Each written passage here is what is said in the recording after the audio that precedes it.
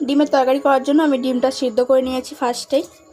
এখানে মশলার জন্য পেঁয়াজ, ক্যাপসিকাম, আদা, টমেটো, রসুন কেটে নিয়েছি। ডিমের তরকারি করার জন্য ডিমগুলো ছাড়িয়ে নিয়েছি। আর এখানে ক্যাপসিকাম, পেঁয়াজ, টমেটো কেটে নিয়েছি। ডিমের তরকারি করার জন্য লঙ্কা, জিরা, রসুন, আদা, টমেটো আর পেঁয়াজ কিছু দিয়ে দিয়েছি, বেটে নেবো। ডিম, হলুদ আর লঙ্কা গুঁড়া দিয়ে ডিমটাকে ভালো করে মাখিয়ে নেব। তেল গরম করে নিয়েছি, এবার ডিমগুলো ছেড়ে দেবো। মশলা ডিমগুলো ভালো করে ভেজে নেব।